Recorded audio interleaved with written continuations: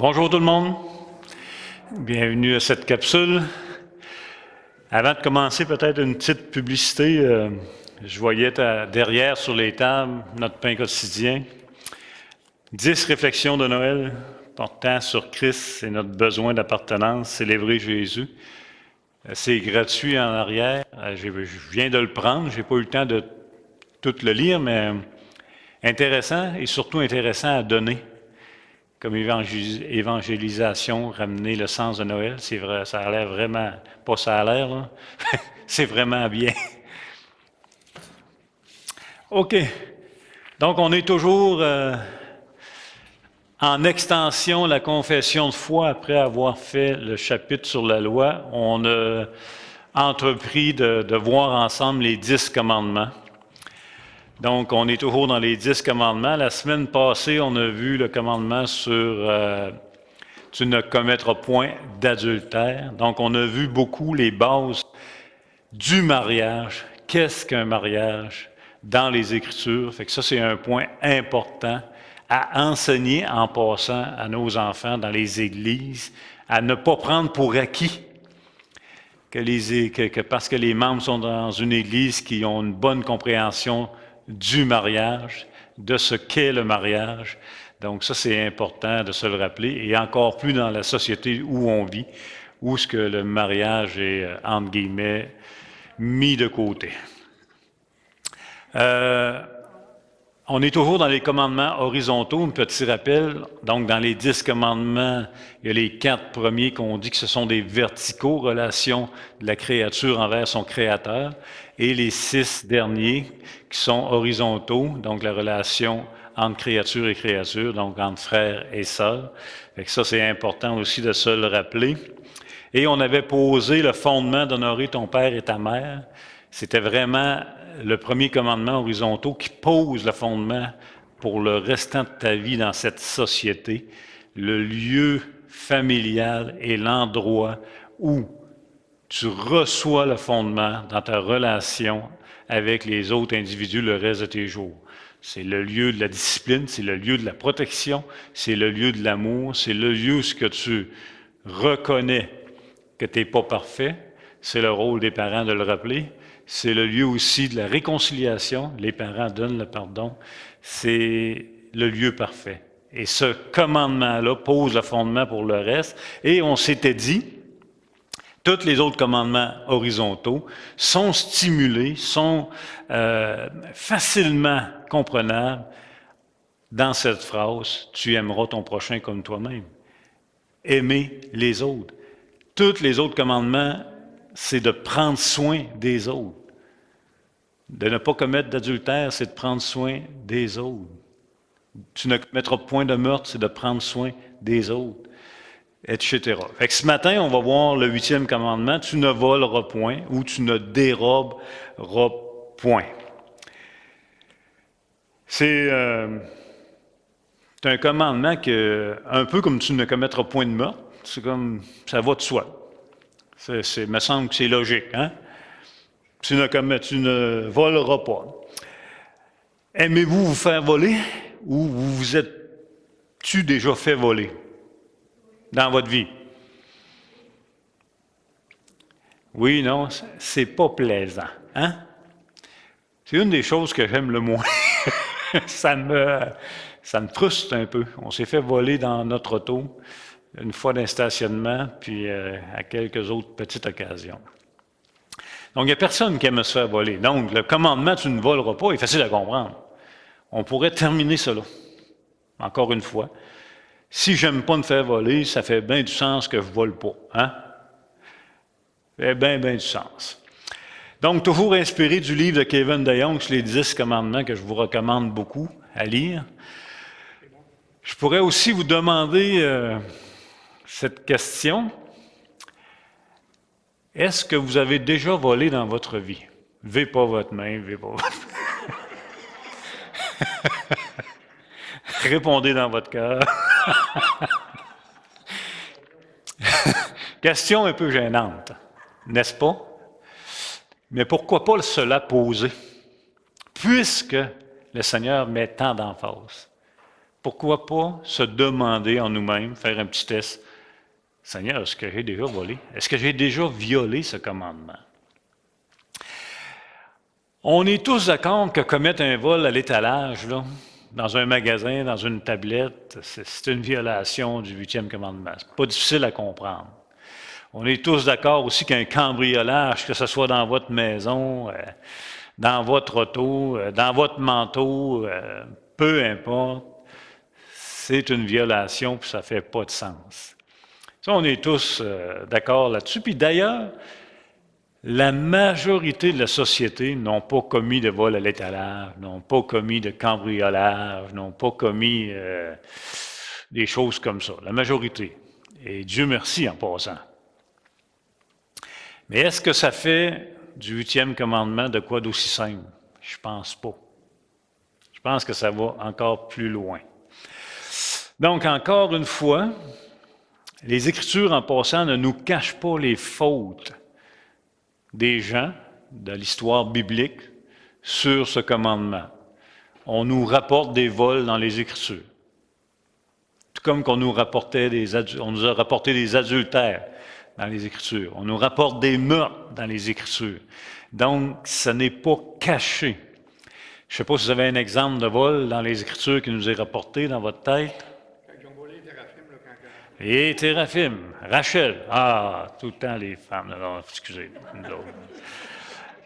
Rachel qui a volé les idoles, les Téraphim, elle les a cachés. Elle a menti en passant. Et puis, quand Laban les cherchait, elle restait assise. Elle les avait mis sous le pan de sa robe. Puis elle a dit à son père, « Excuse-moi si je ne peux pas me lever, j'ai ce que les femmes ont d'habitude. » Donc, tout bien camouflé, l'histoire.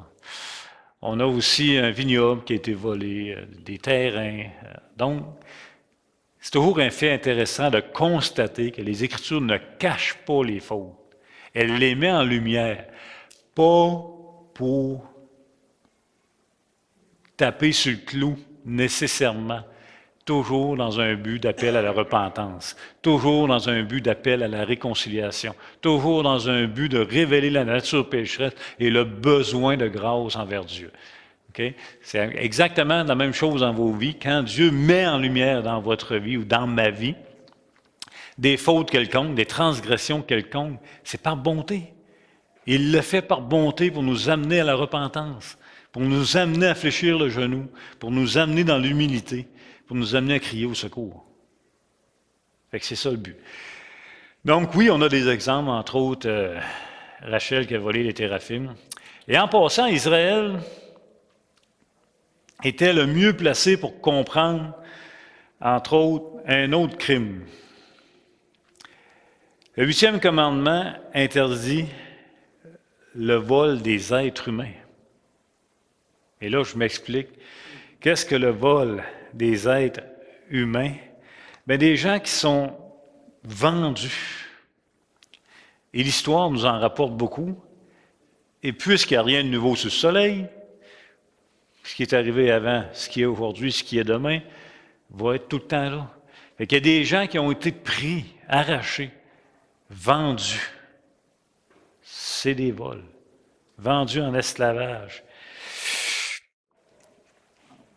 Exode 21, 16, pardon. Exode 21, 16 dit ceci.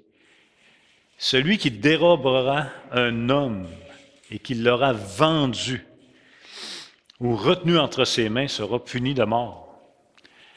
Donc, le vol d'hommes. Écoutez, prendre des gens, les vendre pour faire des esclaves, c'est une violation du 8e commandement.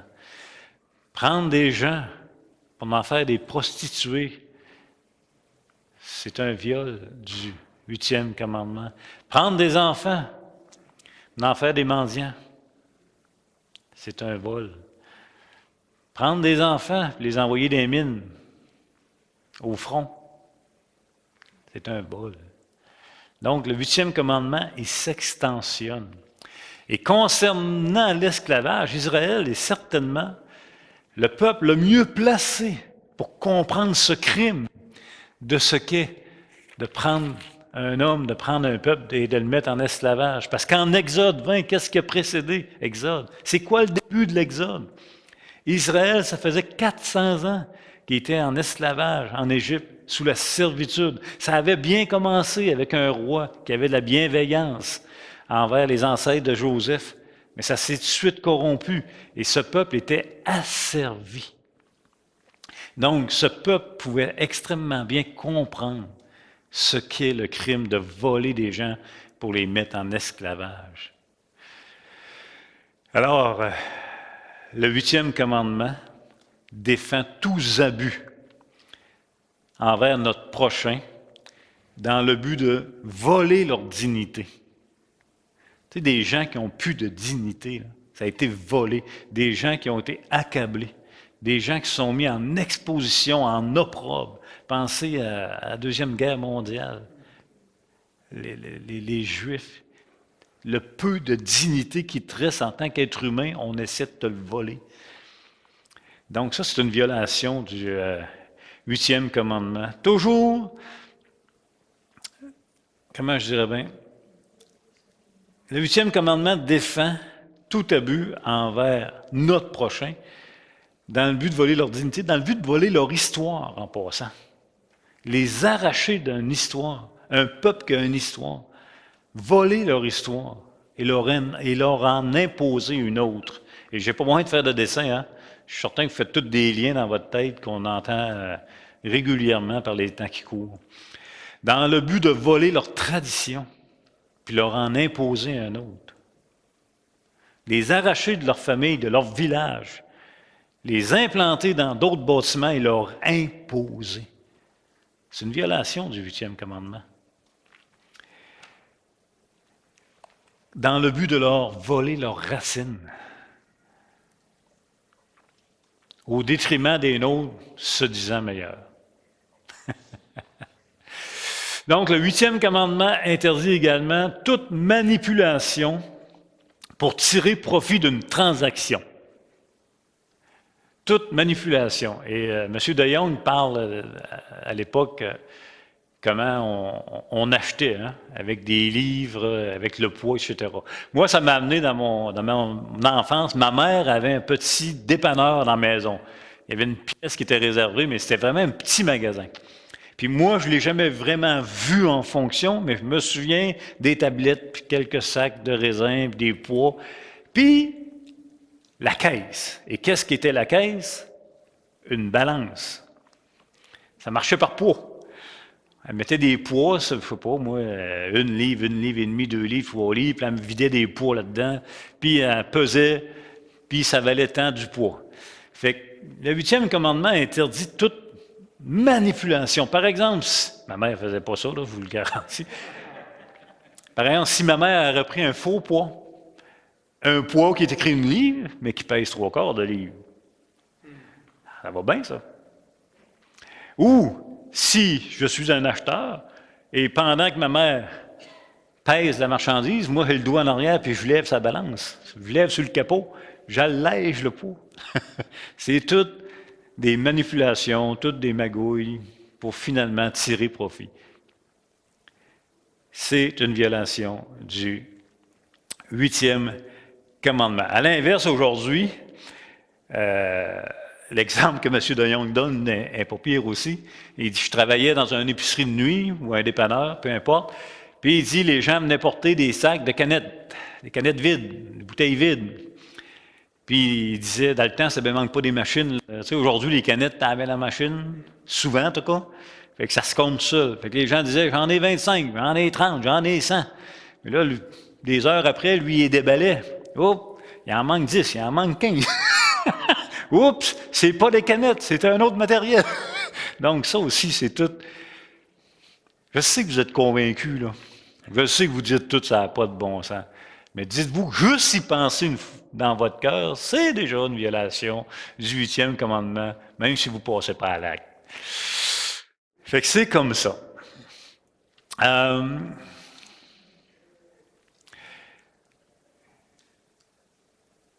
Oui, ça c'est vrai aussi. Il y a beaucoup de passages dans l'Ancien Testament qui parlent de la borne ancienne, de ne pas déplacer la borne ancienne. Avec la vaisselle, ouais. Tu creuses en terre, en dessous du piquet, tu trouves la vaisselle, la borne était là. Donc, déplacer une borne pour tirer profit, la déplace de 6 pouces, pas grave, 6 pouces. Mais au bout de 300 mètres, 6 pouces, pas mal plus que 6 pouces. C'est toutes des choses que les Écritures mettent en lumière. Donc ça aussi, c'est une violation du 8e commandement. Si vous allez à l'épicerie, puis vous faites votre petite épicerie, vous arrivez à la caisse, me semble que ça coûte pas cher. Et la caissière en formation a fait une bonne bourbe. Elle s'est trompée. Et là, vous avez le choix, hein? Oui, tout pareil. Ah, des fois, c'est eux autres qui se trompent, ils m'en chargent trop. Ça va s'équilibrer. Ça ne s'équilibre pas. Vous ne pouvez pas justifier un vol en disant « voler un voleur, c'est pas voler ». Ça n'existe pas. Si vous en êtes conscient, ben c'est à votre choix de le déclarer ou pas. Mais sachez que ne pas déclarer l'erreur de la personne à la caisse, ben si vous en êtes conscient, c'est une violation du 8e commandement. La fausse publicité. La fausse publicité pour manipuler, pour tirer profit, pour faire de l'argent. Je ne sais pas, moi. Moi, je suis gros. Mon médecin, pas mon médecin, mon assureur m'a dit que j'étais gros. Fait que je suis plus assurable. Je ne peux plus en mettre plus. Admettons que je vois une belle publicité, la pilule qui fait maigrir. Là, tu as des images de gens bien portants, quelques pilules, petits portants.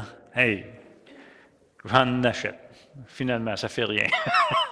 Toutes des publicités, la fausse manipulation, la fausse croyance, les secrets du succès pour devenir riche, etc., etc. Donc ça aussi, c'est une forme de vol. Parce que c'est toujours dans le but de tromper et de tirer profit. Toujours dans le but de s'enrichir de différentes façons.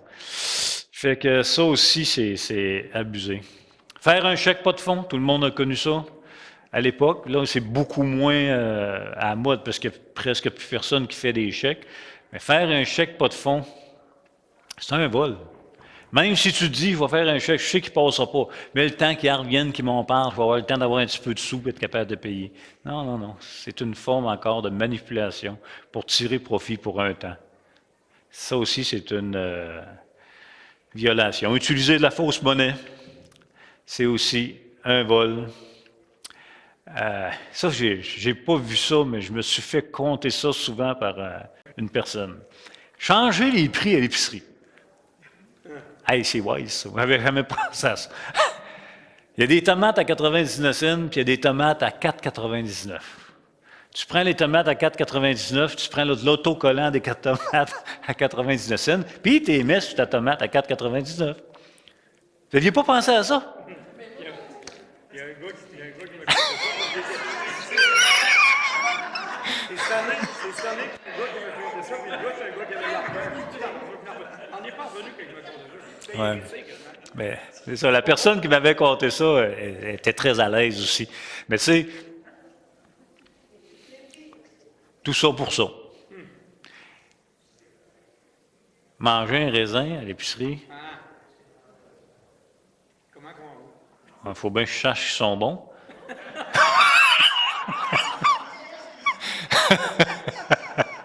Tout à coup, ils sont pas bons. Ah, ils sont bons. Finalement, tu en manges tout le long des allées. C'est du vol. Pardon? Ouais, moi, je suis pas capable. Pas mieux qu'un autre, mais je pense que je viendrais rouge comme une tomate. Changer le prix? Non, non.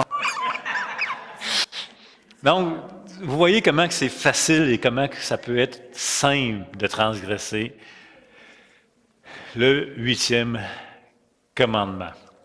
Exode 22, 25. Exode 22, 25 dit ceci. « Si tu prêtes de l'argent à mon peuple, au pauvre qui est avec toi, tu ne seras point à son égard comme un créancier, tu n'exigeras point de lui d'intérêt. » Oh!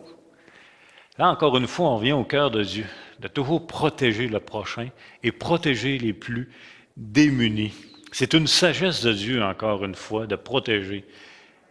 Il doit le mentionner pour nous dans sa parole. Ça devrait être un réflexe normal. Nature pécheresse étant ce qu'elle est, l'orgueil, le gain de faire plus, le gain de posséder, fait que le Seigneur doit nous enseigner sur ce point. Ici, c'est d'empêcher les gens qui ont la capacité de prêter de l'argent de le faire avec un taux d'intérêt excessif, abusif. C'est le point ici qui est amené. Imaginez le scénario suivant. J'ai quelqu'un qui a besoin de sous pour vivre, pour manger, pour prendre soin de ses enfants. Et moi, j'en ai. Je lui prête de l'argent. Et qu'est-ce que je demande en garantie? En garantie? Ton petit lopin de terre. Si jamais tu ne peux pas me rembourser, ben j'aurai au moins ton lopin de terre. Et là, l'équation est simple. Je charge tant d'intérêt à quelqu'un qui déjà s'en sort pas, sachant très bien que l'équation suivante va être à mon avantage, je vais l'avoir, le lopin de terre, puis il ne coûtera pas cher, le lopin de terre. Fait que c'est le genre de choses que le Seigneur nous met en garde. Puis là, je vous donne l'exemple de lopin de terre. Mais mettez les exemples que vous voulez dans votre tête. Déjà être mal en point, déjà être pauvre, déjà avoir besoin, c'est déjà difficile. Ce que le Seigneur dit, c'est « Sois généreux comme moi je suis généreux envers toi ». Fait que c'est aussi une violation. Encore une fois, c'est des manigances. Je pourrais vous en compter, mais il y a des choses qui s'est passées dans notre famille, dans notre histoire familiale, je ne veux pas y compter, mais il y a eu des vols comme ça. Des manigances. Faire boire quelqu'un jusqu'au temps de l'obliger à signer. Il y en a plein, là. Il y en a plein. Donc, c'est toute une violation du 8e commandement.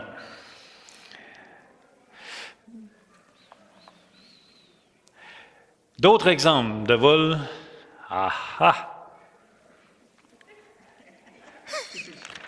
L'impôt. Ça vous dit-tu quelque chose? Je ne les ai pas volés, j'ai oublié de déclarer un petit bout. Pas pareil. Non. Ne pas tout déclarer ses revenus.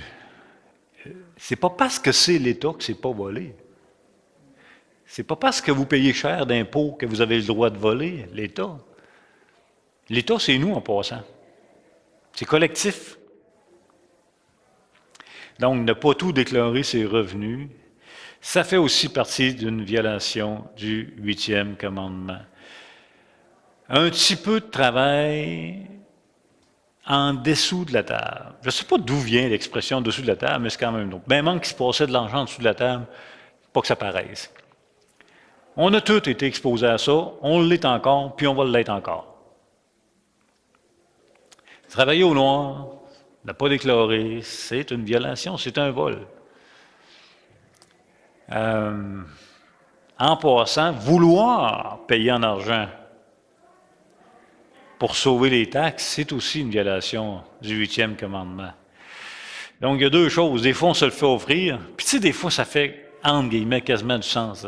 Tu arrêtes au garage, il te manque de l'air dans le pneu, il te met de l'air dans le pneu, par politesse, je te dois, tu de quoi? Donne-moi 2 piastres. Sors 2 piastres, tu lui donnes 2 piastres, c'est ce que je te dis. Mais des fois, c'est plus que ça. Des fois, comment je te dois? 100 coups de piastres, mais si tu me donnes 80 d'argent, ça va être correct. On est exposé à ça à tous les jours. À tous les jours. Les assurances. Les fameuses compagnies d'assurance. Et que ça coûte cher. Hein? À tous les ans, il y a un renouvellement avec une énorme augmentation et la justification, c'est qu'il y a eu tellement de déclarations dans l'année où tu veux de monter l'assurance. Là, tu avales, hein? Un jour, tu te fais voler. Ben, il dit, m'en profiter. M'en profiter pour récupérer un peu. Pèse un petit peu sur le crayon, tu sais. Je suis fait voler, je sais pas, moi, je me suis fait voler une paire de raquettes. Ah, en même temps, 3 paires de ce qu'ils te font. Tu sais, tu peux en rajouter tant que tu veux. Je ne suis pas en train de dire qu'on fait tout ça, je ne suis pas en train de dire qu'on fait ça, je suis en train de dire que notre cœur va souvent initier toutes sortes de petites pensées comme ça, qui sont une violation du 8e commandement dans le but de tirer profit d'une situation. C'est ça que je suis en train de dire. Plus de notre époque, voler de la musique. Je ne sais pas comment faire, c'est devant. Vous savez, là, quand ça a commencé, la musique à se télécharger, en tout cas, tu payais des droits d'auteur, puis tu pouvais télécharger de la musique, mais un coup, tu l'as téléchargé, là, tout le monde peut se copier. Fait, comment il y a eu de vols, de copies de musique, de vols, de copies de longs métrages, des films? Puis M. de Jong, il dit dans son livre qu'un des films qui a été le plus piraté, savez-vous, c'est lequel? Presque. La Passion du Christ.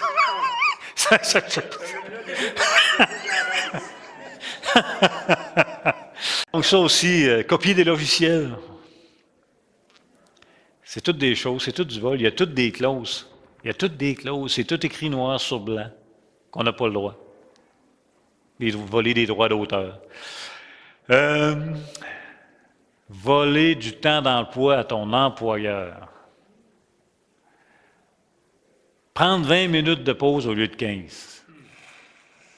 Hey, c'est rien que 5 minutes au prix qu'une paye, quand même, je prendrais 5 minutes de plus. Ça ne fait pas ton affaire, va travailler ailleurs. Là, on ne peut plus dire ça, on manque de main-d'œuvre. Mais je fais un peu de caricature, mais c'est voler du temps. C'est voler du temps. Du temps, c'est de l'argent. Puis du temps, c'est de l'argent. Toujours dans les relations de travail, prendre une paire de gants qui t'est donnée pour faire ton travail à l'emploi, puis l'amener chez vous pour travailler chez vous. Elle t'a été fournie pour travailler au bureau. C'est un équipement de protection sécuritaire pour travailler au bureau. Mais toi, tu l'amènes chez vous, puis tu l'uses chez vous, puis tu reviens au bureau. Et ma paire de gants est par-ci, là. C'est tous des petits détails qui révèlent comment on est.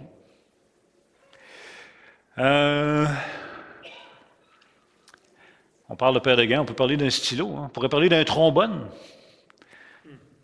Avec ces stylos-là, ils écrivent bien au bureau. Je m'en mettre dans mes vestons. Je trouve qu'ils écrivent bien. Non, ça appartient à ton employeur qui te fournit de l'équipement pour travailler. Autre exemple, profiter du système pour ne pas travailler. Puis je vois ici, boulot, ça va vite. La PCU. COVID-19, ça vous dit-tu de quelque chose? Pas ce printemps ici, le printemps, pas l'autre printemps d'avant. On faisait rappel au travail entre 150 et 200 employés. Puis des personnes nous disaient, « Ah, je ne peux pas y aller, ça va nuire à ma PCU. » Ouais, mais je vais te donner plus que la PCU, moi. Fait que profiter du système. Écoutez, les filets sociaux, là. Puis là, je ne sais pas comment ça s'appelle, en tout cas, ce qu'on appelait le bien-être social, excusez l'expression, là. Ça doit avoir un autre nom, en tout cas, l'assistance sociale. Écoutez, c'est fait pour quoi? Pour ceux qui n'ont pas d'argent beaucoup. C'est fait pour protéger les plus démunis de la société. C'est le cœur de Dieu, un filet social comme ça.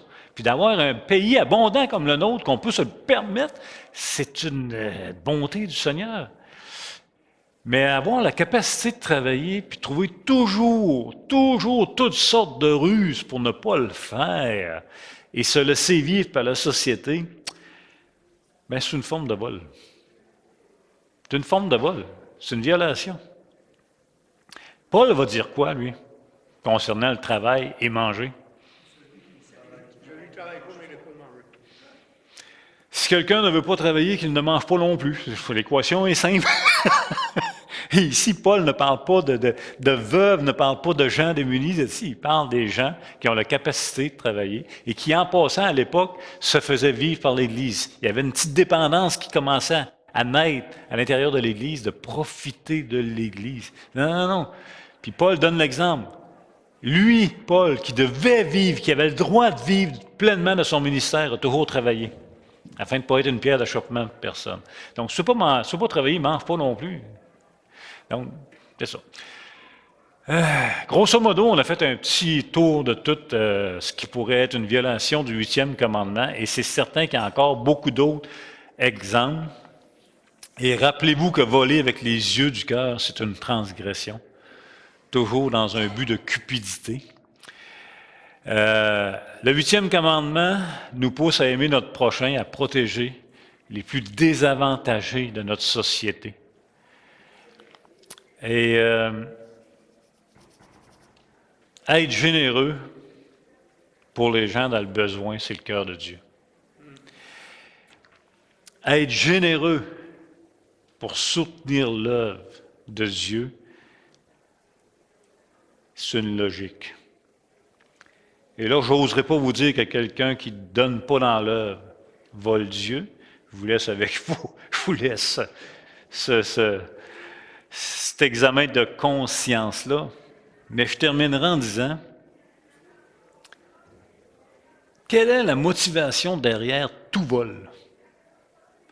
Grosso modo, là, tous les types de violations du 8e commandement que tu ne voleras pas a un but ultime, c'est de s'enrichir à quelque part. C'est de se ramasser un trésor à quelque part. Et ce trésor-là, il est terrestre, où la rouille, les vers et tout va rachever. Soutenir l'œuvre de Dieu, c'est tout simplement vouloir partager le trésor qui vous est accordé dans les cieux où la rouille et la teigne ne peuvent atteindre. C'est comme tu as trouvé le trésor. Il te l'a donné, le Seigneur, le trésor, pas le terrestre, le céleste. Et il te demande de soutenir l'œuvre afin que d'autres individus qui mettent leur confiance dans une vie terrestre, dans un trésor terrestre, puissent un jour trouver le vrai trésor comme le Seigneur vous l'a fait trouver. C'est rien que ça, soutenir l'œuvre. Pas plus que ça. Pas moins que ça. Ça va? Bon dimanche. En passant,